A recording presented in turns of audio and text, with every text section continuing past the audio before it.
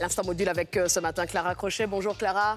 On va découvrir ensemble un centre de loisirs qui a une particularité dans le 13e arrondissement de Paris. De quoi s'agit-il exactement? Il s'agit d'un centre mixte qui réunit des enfants valides et des enfants en situation de handicap. Il y en a 2 à Paris, dans le 19e et dans le 13e. Et nous allons dans celui du 13e. Ok, centre qui accueille donc des enfants valides et handicapés qu'on découvre ensemble sur France Info. Bonjour Clara. Bonjour Fleur. Bienvenue. Le centre de loisirs pluriel accueille 24 enfants maximum par jour, différents ou pas. Le mélange se fait par des activités artistiques. Tous comme Émilie.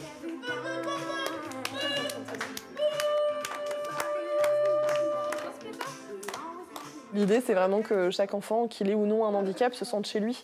Il ne se sente pas l'invité. Il se sente vraiment chez lui, au même titre que son copain d'à côté qui peut-être communique en langue des signes ou qui peut-être se déplace en fauteuil. Cette maman vient de l'Essonne jusqu'au sud de Paris pour emmener son fils Yann atteint du syndrome d'Angelman. J'ai cherché un accueil en fait de qualité pour mon fils et qu'après avoir fait des tentatives dans la commune, les choses se sont révélées en fait inadaptées. Et au-delà de l'inadaptation, je dirais qu'il y a de la mauvaise volonté. Oyez, oyez, oyez. Chers pirates, bienvenue. Oui, il y a F5. Werner est autiste. Sa sœur Garance l'accompagne dans le centre. Leur mère est la présidente de l'association. En centre de loisirs classique, mon fils, il passait pas des bons moments parce que dans l'autisme, la répartition du temps, de la fatigue, du bruit, de tout d'ailleurs, hein, même de la lumière, tout ça, c'est quand même lourd, c'est important pour eux et on les perd en termes d'attention et d'énergie très rapidement. Et ici, tout est pris en compte. C'est l'inclusion dans ce qu'elle a de plus intelligent. T'as envie avec Werner, ok.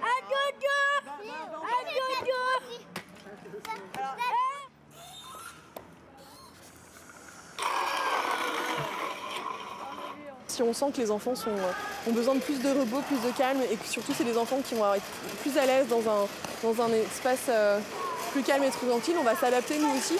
Là par exemple, je pense qu'on va essayer de faire un plus long temps calme parce que la matinée a en effet été un petit peu intense. Loisirs pluriel a plus de 25 ans d'expérience. Autour d'une table dans une activité de peinture, les esprits s'apaisent. Tu mets du citron comme ça. Tessa est malvoyante. Tu viens tamponner le... C'est tout un labyrinthe. Un labyrinthe, bien sûr, j'avais reconnu tout de suite. Émilie est valide. Elle a choisi de venir dans ce centre. Elle voulait vraiment participer aux activités de l'association. C'est donc à elle que revient le dernier mot, parce qu'elle a tout compris au principe de loisirs pluriel. Mettons qu'il y a quelqu'un qui est en fauteuil roulant, et il pourra pas, par exemple, jouer au foot. Et moi, plutôt que d'aller jouer au foot, je vais le voir.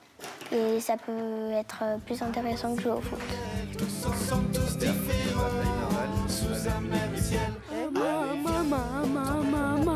À loisir pluriel, tous ensemble, tous différents, sous un même ciel.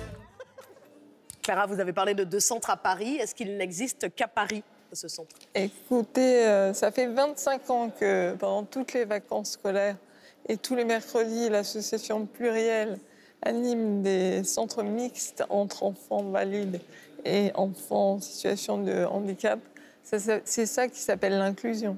Oui. Mais en France, on est très en retard. D'ailleurs, hier, l'APF a fait une conférence de presse où elle a fait le bilan des 2 ans sur le handicap d'Emmanuel Macron, un bilan très sévère. Et ça a été quand même très, très difficile parce que la France a du retard. Oui, clairement, oui. Alors, pour l'instant, l'association Loisirs Pluriel a créé ces centres au départ dans la région de Nantes, essaye de former les nouveaux centres ailleurs, Oui. mais pour l'instant, c'est surtout dans l'Ouest et à Paris. Et c'est vrai que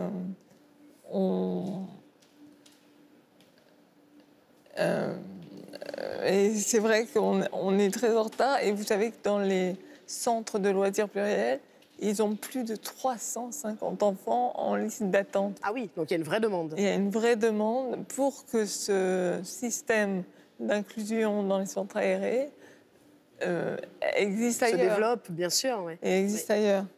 Alors, c'est vrai que c'est compliqué. Alors, ce qu'il y a, c'est que, je ne sais pas si vous savez, le 16 mai prochain... Ah ben il y a le duo D, ben, évidemment, oui. Le duo D, donc en fait, ça consiste à ce qu'un salarié d'une entreprise forme un duo avec une personne en situation de handicap. Absolument. Et lui fasse découvrir un métier, au-delà des préjugés, au-delà des clichés, et puisse lui faire comprendre comment il pourrait travailler, peut-être même s'il a un handicap. C'est pas parce qu'on a un handicap qu'on ne peut pas travailler. On peut pas travailler. Mais la preuve en est. Merci beaucoup, Clara, en tout cas. C'était l'Instant Module sur France Info.